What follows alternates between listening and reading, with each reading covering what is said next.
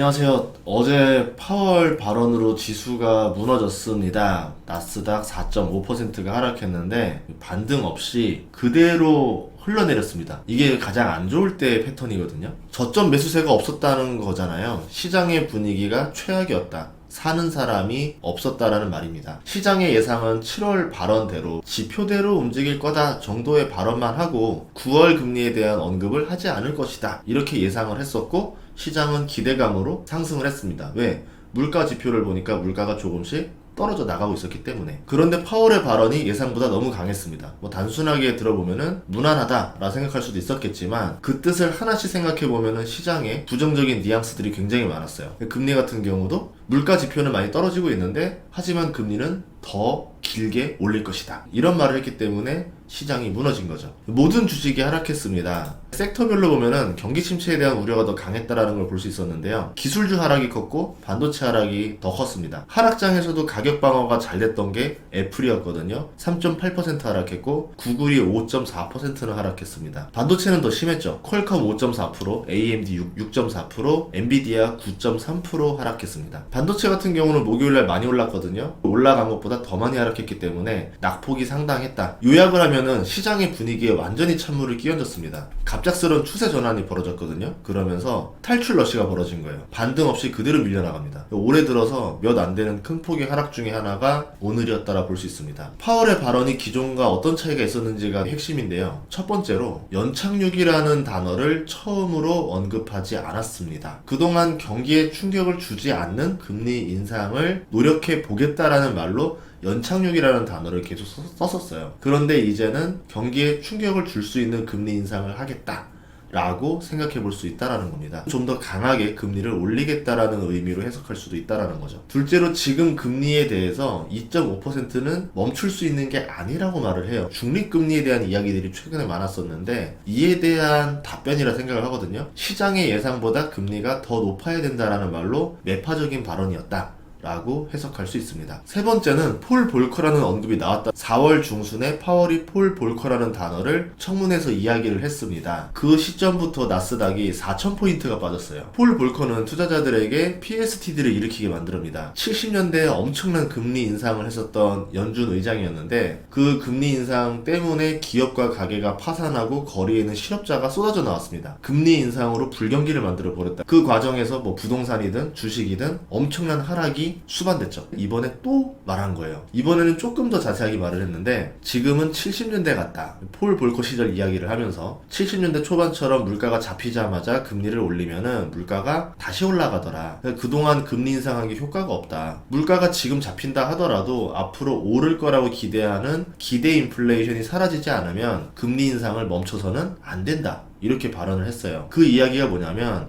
최근에 우리가 호재라 생각했던 그 물가 지표들이었잖아요. 물가가 조금씩 떨어지고 있었습니다. 그런데 파월이 이거에 대해서 반론을 펼친 거죠. 물가 지표가 떨어진다 하더라도 한동안은 금리 인상을 더 할 거다라는 겁니다. 시장에서 예상했던 게 물가 지표가 떨어지니까 금리 인상을 좀 더 낮게 할 것이다 생각했는데 뒤집어 버린 거죠. 9월달 금리 인상도 0.5가 아니라 0.75가 될 가능성이 매우 높아졌고 그 이후에도 금리 인상이 이어져 나올 수도 있다라는 가능성이 생긴 겁니다. 그러면서 시장이 놀래버린 거죠. 연말 기준으로 금리가 어디까지 갈 거야? 라고 했을 때 4.0까지도 상상해 볼 수 있게 되면서 시장이 놀란 거죠. 원래 시장에서는 빠르면 내년 상반기에도 금리를 인하할 수 있다라는 예상을 했었거든요. 올해 말 금리 인상도 예상보다는 더 올리지 못할 거라고 생각했었던 거고 물가 지표가 하락하기 시작했기 때문에 이거를 근거로 했던 상상들인데 그 상상들이 다 무너진 겁니다. 굉장히 매파적인 발언 때문에 그렇게 된 거거든요. 이렇게 물가가 하락해도 금리를 한동안 더 올리겠다라는 발언은 연준의 매파 위원들의 발언이었지 파월 의장의 성향상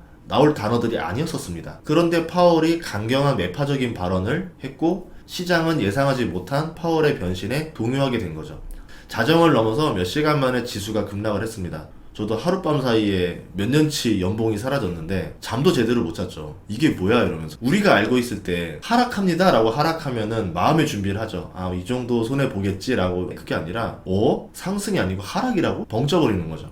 그렇다 하더라도 주식을 팔진 않았습니다. 사람마다 투자 전략이 다른데요. 어떤 사람들은 팔고 소나기를 피한 다음에 다시 사는 사람이 있고 어떤 사람은 그냥 이럴 때 시장을 아예 떠나버리는 사람도 있습니다. 누가 옳다라고 할 수는 없어요. 저는 비가 오면은 비를 맞고 가는 스타일이에요. 레벨이에요. 어제는 우산이 있어야 될 정도로 센 비였는데 우산이 없어서 좀 아쉽긴 했죠. 파월의 돌변까지는 예상할 수는 없는 일입니다. 지금의 분위기를 보면은 예상보다 수축이 더 길어질 수도 있을 것 같다. 지수가 급락한 이유가 시차 때문에 그렇거든요. 시장은 선반영을 합니다. 보통 예상보다 금리 인상 중지가 빨리 올 거라 생각을 했죠. 그것 때문에 기대해서 증시가 상승을 했습니다. 그런데 이번에 파월 발언이 물가가 잡혀도 금리 인상 시기가 더 갈 것이다라고 발언을 하면서 금리 인상 중지 시기가 더 뒤로 미뤄졌죠. 우리가 예상하는 것보다 6개월에서 1년 이상은 뒤로 미뤄지지 않았는가 이렇게 생각을 해보거든요. 그러면 지금은 기대를 따질 때가 아니라 비를 피할 때라고 투자자들이 판단을 한 거죠. 회복의 시간이 늦어졌다라는 거예요. 기대 인플레는 잡히겠지만 경기 침체의 터널이 더 길어진다는 얘기거든요. 기업들, 가게들이 견디기 더 어려울 수도 있다는 겁니다. 보릿고개를 6개월 버티는 거랑 1년 버티는 거랑 생존율 차이가 완전히 달라지는 것처럼 시장이 경기 침체를 짧게 견디는 거랑 길게 견디는 거는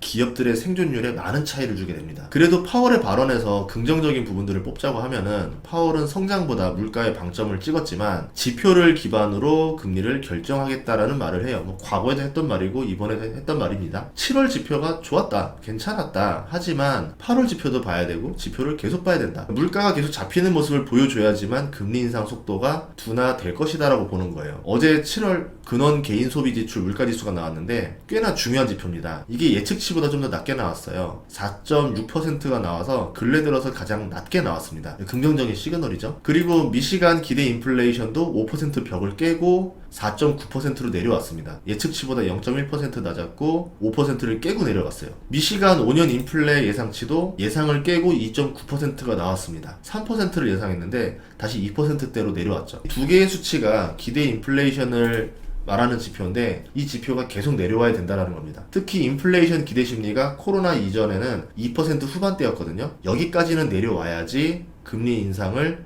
멈출 가능성도 있다. 그러려면 한 달에 0.2%씩 하락해도 10개월이 걸려요. 금리 인상이 우리가 예상했던 것보다 몇 개월 더 늘어났다 라고 생각하게 되는 겁니다. 이런 것들을 종합해 봤을 때 악재라고 볼 수 있지만 우량 기업을 보유했다면 회복 시간이 늦어진 것 뿐이에요. 우량 기업이 경기 불황을 만나면 당장은 나쁘죠. 하지만 경쟁자가 줄어든다는 호재도 있습니다. 예를 들어서 전기차, 2차 전지 같은 경우는 미래를 보고 계속 투자를 늘려야 되는 사업이에요. 그런데 경기 불황기에는 경쟁사들이 투자를 늘리기도 어렵고 적자를 버티기도 어렵습니다. 물론 그때까지 버틸 수 있는 투자자도 많지 않습니다. 기업만큼 투자자도 같이 고통을 느끼는 구간이 불황기예요. 그래서 이때는 투자자가 줄어듭니다. 이때까지 살아남는 투자자가 돈을 벌겠죠. 하지만 꽤나 고통스럽다. 좋았던 상승 추세가 꺾여서 아쉽지만 그래도 투자를 계속 하려고 합니다. 예측 불허의 장세이기도 하고 과거와 다른 점 중에 하나가 ETF 운용 규모가 거대해졌다는 건데 이 둘 때문에 시장의 변동성이 굉장히 심합니다. 지수가 3% 이상 움직이는 날이 너무 많아졌어요. 이럴 때는 확실한 저점에서만 사는 게 리스크 방어에 좋습니다. 고점에서 사는 거는 이후의 변동성을 견딜 수가 없습니다. 손실이 굉장히 크게 나니까. 그래서 요새 관심은 기업들 밸류를 보고 있거든요. 얼마에 사야 안전마진을 확보할 수 있을까를 조사하고 있습니다. 그리고 다양한 의견을 가진 전문가들의 이야기를 계속 듣고 있어요. 상승 하락을 말하는 사람들 의견들, 그리고 왜 그렇게 생각하는지, 또는 부동산 시장에서 알려주는 신호들을 찾기 위해서 다양한 사람들과 인터뷰를 하고 있습니다.